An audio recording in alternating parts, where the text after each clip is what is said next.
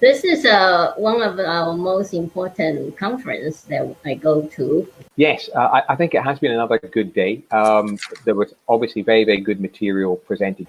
We've done a few virtual events at the university before, but nothing on this scale really. And I think it worked. I think there was good audience participation, lots of questions. I think lots of interest. Hello, greetings, and welcome to this very special broadcast of SPE Live, brought to you by the SPE Foundation. I'm Jason Nutoris, joined by Nils today, and you just heard from a few of the committee members, speakers, and participants from SPE's virtual International Oilfield Scale Conference and Exhibition, wrapping up today. It's been a pretty exciting event, so we're going to discuss some of the big takeaways from that, but also a lot to bring you in this live broadcast, right, Nils?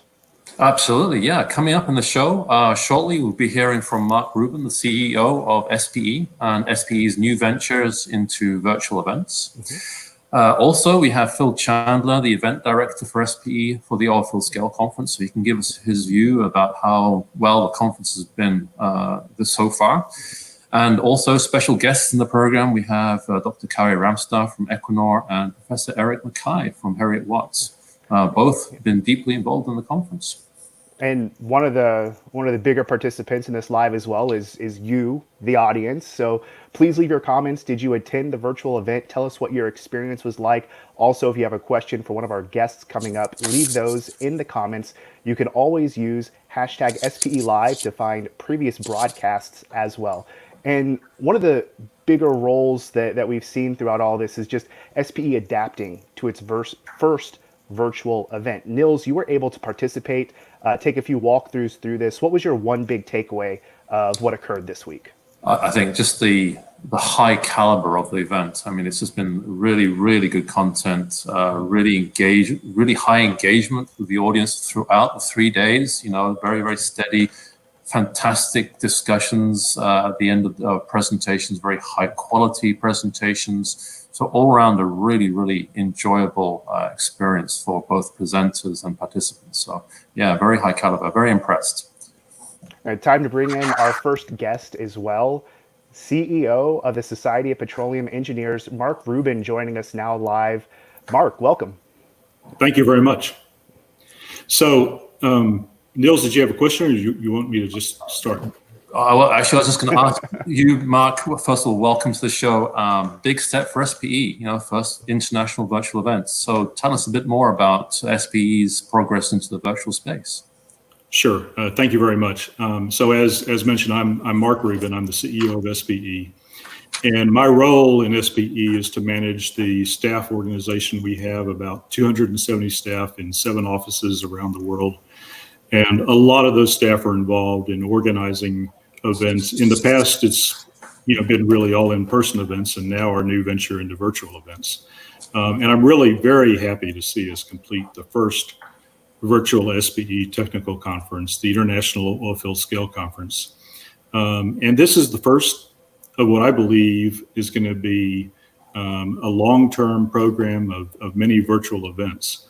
It's kind of the beginning of a new area. We were kind of dragged into this because of the pandemic, as far as doing more of these than we anticipated. But these events support the mission of SPE. Our mission is to support our members by sharing technology. And this is the means that we have given the pandemic. And so we're going to take advantage of it. One of the things I liked about the format is that it makes it very easy for people to participate. We were able to get more registrants for this event than if we had the event in person, because people don't have to travel, and people can participate from all over the world fairly easily, because even if you can't be there for the live presentation, you can watch the on-demand presentation. And so I've been following this the last 3 days, and I thought everything went really well, and I'm really proud of the work that everybody did to make this happen. And so this is the first. We've got more coming in July, and then more in August and September, and on after that. We've got 3 virtual events coming up in July. One is ERTEC, the Unconventional Resources Technology Conference. And that's one that we do in partnership with AAPG and SEG. And then also in late July, we've got LACPEC, the Latin American Petroleum Engineering Conference, and the International HSE Conference coming up. And so we're making good progress on organizing those. And, you know, the thing about it is someday the in-person conferences and workshops are going to come back. But one thing that's clear to me is that these virtual events are going to be a permanent part of SPE's program going forward. It allows us to do a few things. It allows us to meet a niche for people who really don't have the time or the funds to travel all over the world to attend an event. It also is going to allow us to organize some of our events in a hybrid form with an in-person and a virtual component. So I really do want to thank the program committee for pivoting with us and converting this event to a virtual event. I also want to thank all the staff who worked hard in a relatively short time frame to organize the event very successfully. And I want to thank you for giving me the opportunity to be in this program and talk about it. And as I think Jason mentioned earlier, if you have feedback, give us your feedback. You can give us feedback through the live chat, or you can email us, or however you want to contact us. But we really do welcome your feedback. And thank you, all the participants, and for everybody who's listening today. Oh, thank you, Mike. That's a really great summary of this big step for SPE and how SPE is beginning to embrace this new digital virtual reality. So we're going to take a little break and come back to you a little later in the show. Mark, over to you, Jason. Yeah, looking forward to what else Mark has to say a little bit later, but we want to give the audience a chance to play a little trivia game. So we have a trivia question for you, and we ask that you go ahead and answer in the comments of this live stream. The question for today is, how could you remove oilfield scale? Now, we understand there could be some variations of the way that these answers come in, so please leave your comments, discuss amongst everyone who's also answering the questions, and let's go ahead and see what everyone comes up with. We will share some of the audience answers as well as SPE's answer a little bit later in the broadcast. But I'm going to go ahead and take a little step off of the screen for a moment and hand it over to Nils as we get a little bit more technical in this conversation. Thank you, Jason. And fingers on buzzers for those trivia questions. So now I'm going to introduce our next guest onto the show, Dr. Kari Ramstad. She is Equinor, and she was the keynote speaker on the first day of the conference. Welcome, Kari. Welcome back to the show. Good to see you. Firstly, a big thank you to Equinor for sponsoring the event, a true testament for encouraging, knowledge sharing and innovation within oil and gas. So thank you very much. I think a very successful conference for such a niche topic such as oilfield scale, but yet very important in terms of flow assurance, oil and gas production, well integrity. What's your take been on these last 3 days?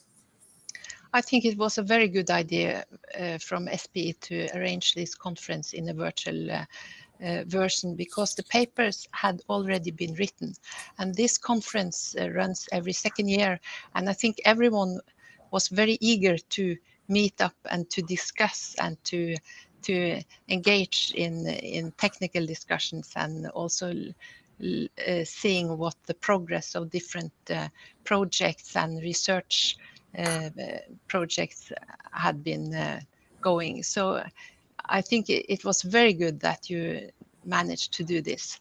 And we saw through the technical presentations and the discussions that there were both case histories, there were new lab techniques for monitoring and for testing chemicals. There were also prediction studies going on, and a great variety of content in the conference and great discussions. And since many of the delegates know each other in person, it's been a quite informal and nice atmosphere in the virtual version of the conference as well. So thank you, SPE. Thank you. Yeah, thank you very much, Kari. That was a great take. Thank you. So just for the benefit of the audience, can you just give us a short summary of your keynote? What were you presenting on day one? I was presenting a work that has been going on for several years, actually, where we have collected field experiences on calcium carbonate scaling, and we have been trying to correlate this with the thermodynamic calculations to see what will the risk of scaling be in a particular case, and what measures should we take, what scale management strategy should be chosen. So what we've seen is that there is an important temperature dependence on the scale risk, and that goes for the field development, drilling of new wells, and how to plan for scale management.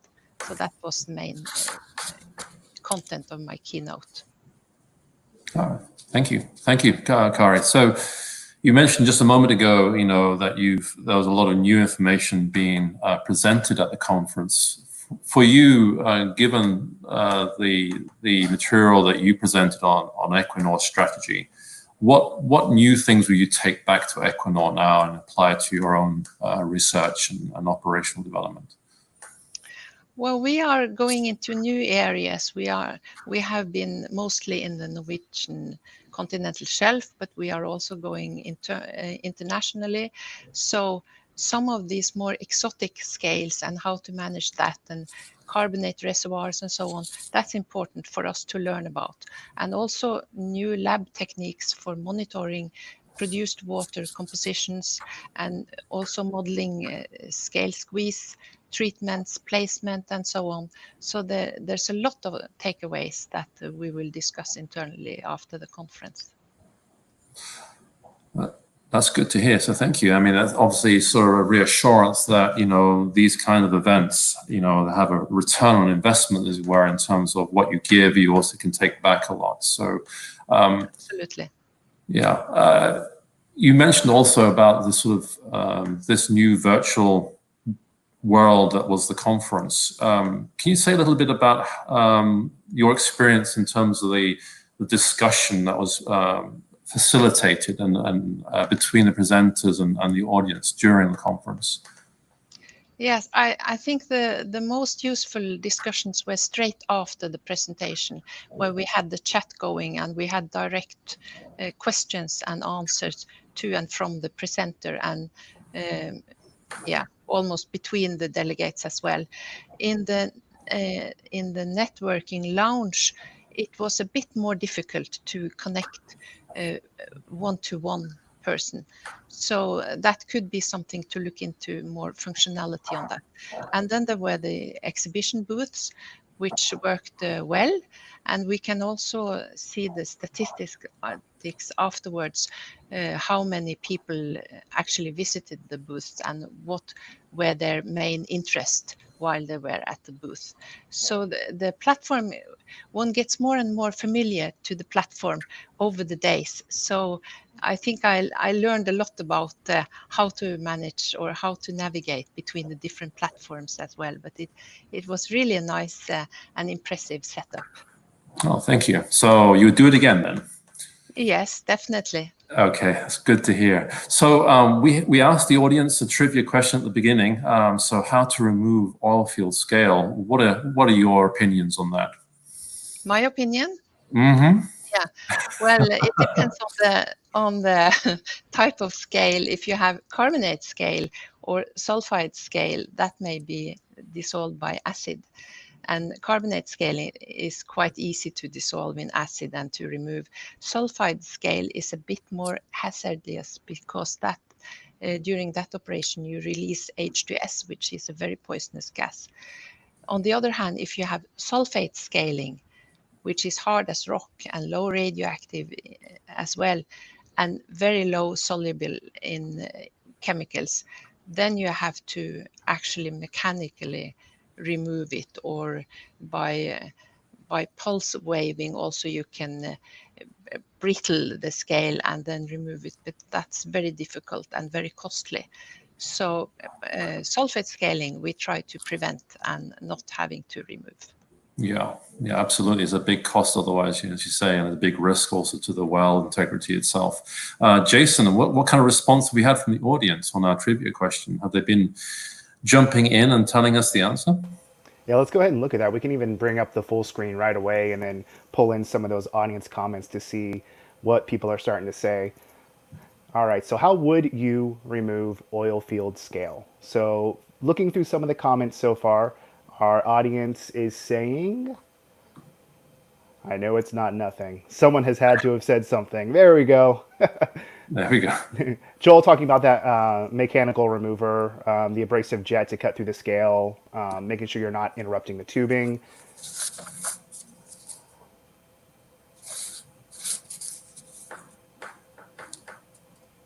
Yeah. So yeah, definitely that's one of the techniques.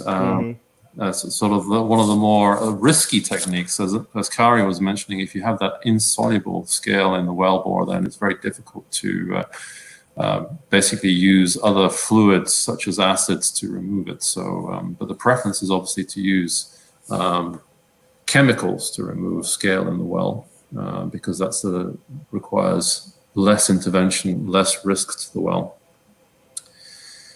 Okay, should we perhaps, do we have our second guest in the studio? I do see Eric. Let's bring him in. Eric, how would you answer this question? Well, I would answer the question by saying it's better to prevent the skill from forming in the first place. That's a cheats answer. So I'm kind of with Kari on this one, that you'd probably look to do some kind of chemical means for removing it first. Depends on the type of scale. But yes, if you've got something that's very hard, like barium sulfate, then you may have to resort to something mechanical. Jetting or milling, I suppose, would be the two ways that you might look to do that. But definitely try and avoid having it in the first place. Yeah, absolutely. So Eric, you know, Oilfield Scale, traditionally a very niche conference, but an important meeting place between industry and academia. From your perspective, Heriot-Watt, how's this conference been? Has it been as successful, more successful?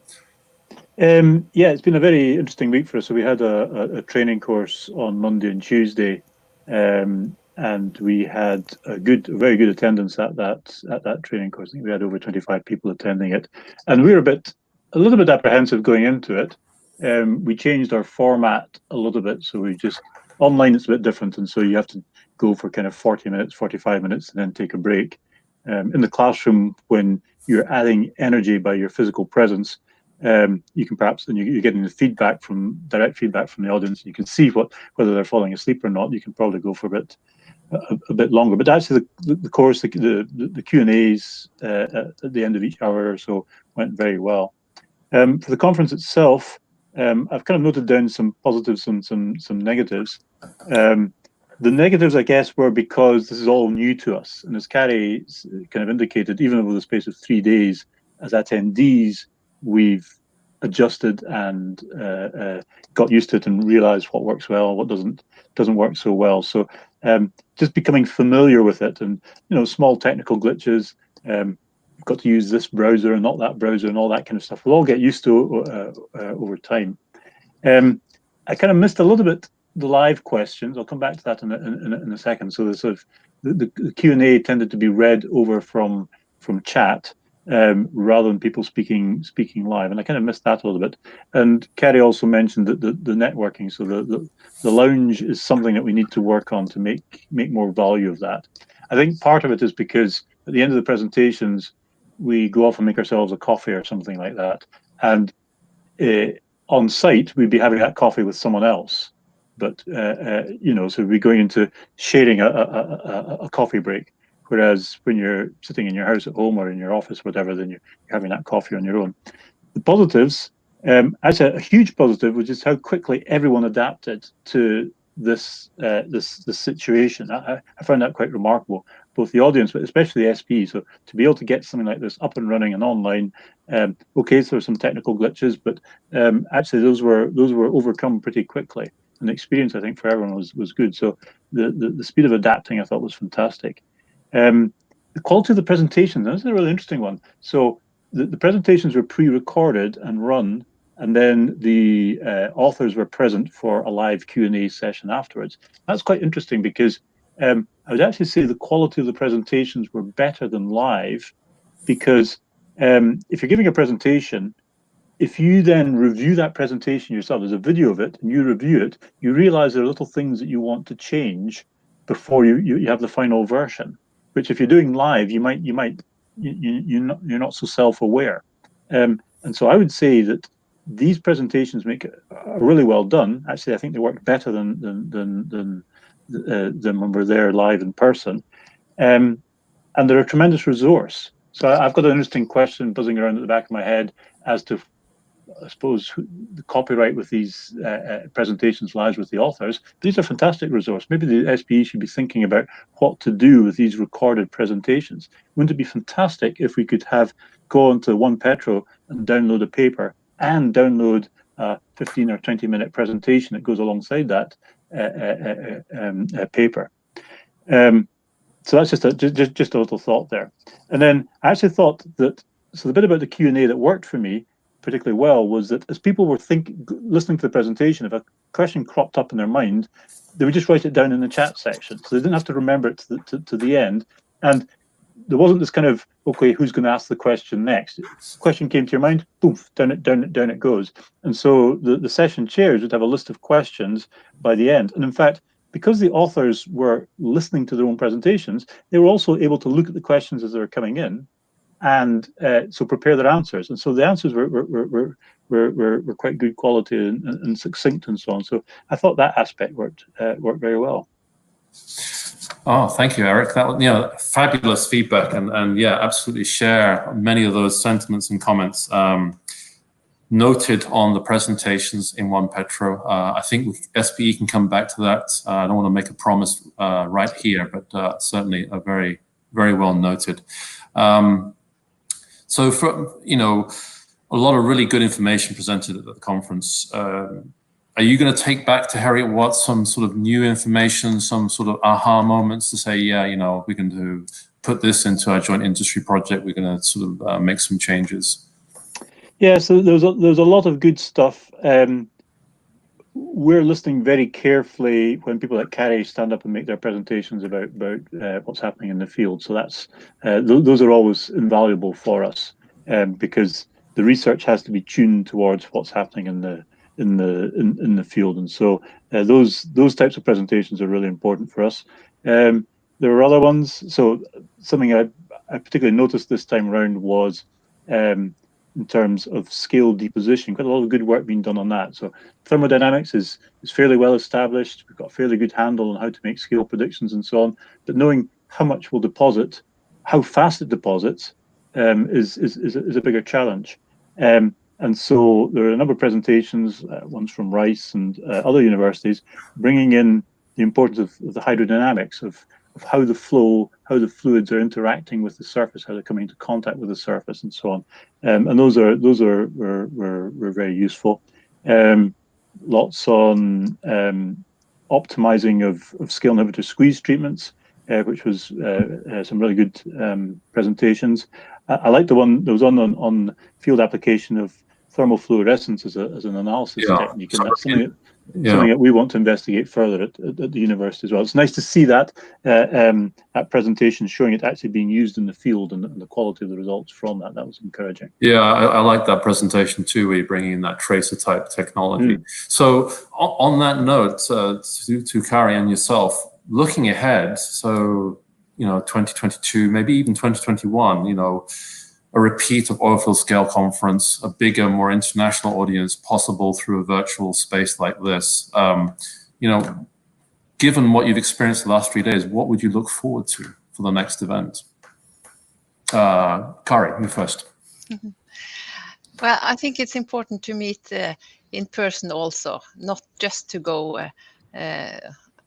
online, so to speak.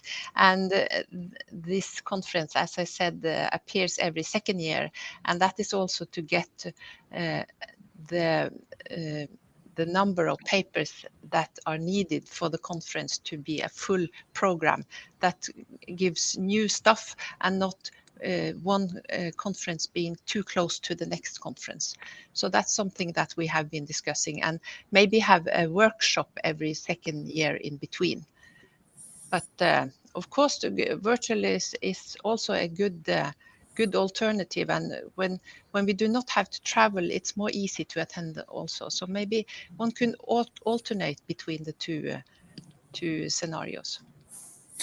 Yeah, that's a very thoughtful comment, actually. Yeah, maybe having some sort of hybrid or alternating or even virtual workshops in between. Eric, your thoughts? What do you think looking ahead? Yes, Kari made a comment earlier that there was quite a relaxed, informal, kind of chatty conversation going on between people. That happened because the community is, as you said, a niche community, and we know each other. And so we know each other from these physical meetings. And so that made the virtual meeting flow much better, I think. And then people who are new perhaps can then feel more relaxed when they're joining in. So I'm completely with Kari on the concept of keeping the larger conference to every second year, and ensuring that you've got higher quality of papers by doing that. But then having a workshop, and I would very much favour having an in-person workshop where you can just sit around and chat, and go out and have your coffee together with other people and have informal chats on the side, and that will build up the network, so that when we have these virtual meetings, people already know each other and can quickly relate to each other and can quickly move into the technical discussions and so on. Oh, very interesting perspective. So much for SPE to digest. So thank you. And just on behalf of SPE and the SPE membership, thank you to both of you for being part of the organizing committee and helping develop such a really interesting and engaging conference. I'm going to pass back to Jason for some final comments over here. Yeah, thank you so much, Niels. We'll actually have a couple members of SPE's executive team coming on to, I guess, give their reaction to the event as well, maybe to the reaction of what both Kari and Eric were saying. Thank you to both of them so much for coming on to SPE Live, and thank you to the event sponsors and exhibitors as well, because that really helped the virtual event go forward, as well as the SPE Foundation, who not only supports SPE Live, but also supports SPE's virtual events, because this is an avenue that SPE is exploring and will be part of SPE's future. So whether or not you were able to attend Oilfield Scale, there may be a event coming up that you have interest in that may be virtual that SPE is putting on. So we wanted to give you a little bit of a look of what that platform experience would be like. Welcome to the SPE Virtual International Oilfield Scale Conference and Exhibition. Once you log into our platform, you'll see a list of links. These links include keynote and technical presentations, exhibition and sponsors area, networking lounge, e-poster presentations, resource and information hub, and the help desk option. Clicking into the keynote and technical presentations allows you to see a list of presenters and the time their session starts. The exhibition and sponsors area is where you can view booths and learn more about that company. The networking lounge is where you can interact with other delegates in real time by using this chat feature. The e-posters presentations also allows you to view all the presenters and the time of their sessions. To learn more about the event itself and our sponsors, click the Resource and Information Hub link. Lastly, the Help Desk Center is always available if you need any further assistance. We hope you enjoy this amazing event. All right, let's go ahead and bring in a few members of the SPE staff now as well. We have Mark Rubin, our CEO, and Phil Chandler, Director of Events in Europe and Caspian region. Welcome, gentlemen. Thank you. Welcome, indeed. So perhaps, Phil, you... Just initial reaction from this event. I was going to say, Phil, can you just provide us the initial reaction from this event? I think Phil is maybe not hearing us right now, so let's go over to Mark first. Yeah, Mark. Okay. Look, I'm really very happy with the way the event turned out. The platform was relatively easy to use. I thought I didn't watch every presentation, but I watched several, and I thought they were excellent. The technology works for this. also make the point, one of the things Eric said was he'd like to see Good afternoon. the presentations. I think we have Phil back now, but he said he'd like to see the presentation from One Petro along with the technical papers, and that is one of the long. No, absolutely. Look, to be able to do that. I'm sorry, Phil. I think we have a lag with Phil. I think it's his internet connection, unfortunately. So I'm not sure if he can catch us up. This is some of the problems with live streaming. Hey, it's all real. It's all real here. So. Mark, go ahead and continue. Just some of the feedback that you were providing just then. Yeah. So look. Can you hear me now, Jason? Hold on. Okay. Yes. Yes, Phil, are you there? I am. Can you hear me now? All right, we have solved it. Well done, Phil. Mark was just technology problems. Look, I'm absolutely delighted. Sorry, I'm absolutely delighted with how the Scale conference went over the last 3 days. Delighted and somewhat relieved because this is brand new for SPE. We haven't done an event like this before. With a integrated training course, content, networking, exhibition. It's been a huge success. But SPE is one of these organizations that it doesn't. It's a collaborative approach between the society and its members. And although I have an extremely good events team in London who have worked very hard to pull this together, we wouldn't be able to do this without the volunteers and the people who are committed on the committee. And I'd like to say thank you very much indeed, obviously, to Miles Jordan, who's the chair of the committee, to the whole committee themselves, people like Eric, who not only sat on the committee, but also was doing the training. And then it's all about the content. So speakers like Kari, who give up their time as well. Yeah, it's just not a little bit of time, it's 3 days. And this is the differentiation between what we do and what other virtual events do in the marketplace. So the devaluation of content by all the free elements on the internet at the moment doesn't work for us. So, and it doesn't actually apply to us. People are very happy to attend quality content over a number of days. And our success is shown by the fact that, our attendance on the events has grown by 100%. We had 28 different countries actually dialing in and partaking within the conference as delegates. Every single continent in the world, including Australia, at the beginning of the day when we started at 12 o'clock. And we were able to actually enable these and bring these people together for not just 1 hour or 2 hours at a stretch, but 5, maybe 6 hours a day. And we didn't lose the engagement at all. I think the participants, Kari and Eric, have got some very good learnings that we need to take away and adapt for moving forward. The engagement on the chat rooms with regards to the questions, the Q&As were fantastic. The engagement in the training was also very good as well. And the engagement in the networking room on day 1 was also very high. But yeah, we can always do better.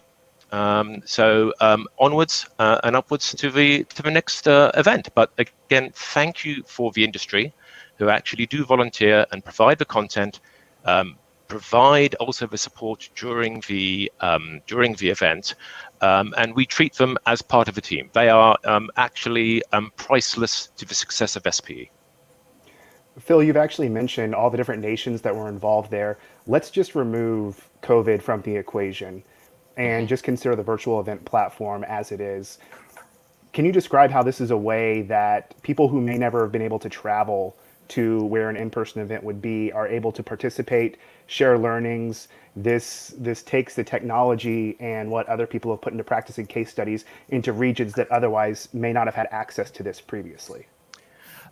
No, absolutely. So it breaks down the barriers of cost, I think, more than anything, because everybody will understand that throughout the globe, there are areas that are obviously enabled more with regards to access to money. So when you look at actually the breakdown of the countries actually participating, we had people from Peru, Brazil. So the actual cost of them to come all the way to Aberdeen to enjoy and engage with the professionals of their own peer group is probably just not on for that sort of thing. So this breaks down the barriers of that. Also, it adds a greater part to the enjoyment for everyone as well.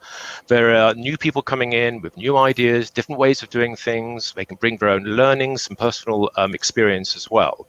And this actually is a great sort of warm heart feeling for us, because this is our mission. Our mission is actually to disseminate knowledge and career development and technology across the whole world. So it breaks down every single barrier. I get the in-person thing. Sometimes you just cannot do that. But we begin the relationship between new people, and they can then carry this on after the event, and they will meet up one day somewhere, all right, and continue that relationship face to face.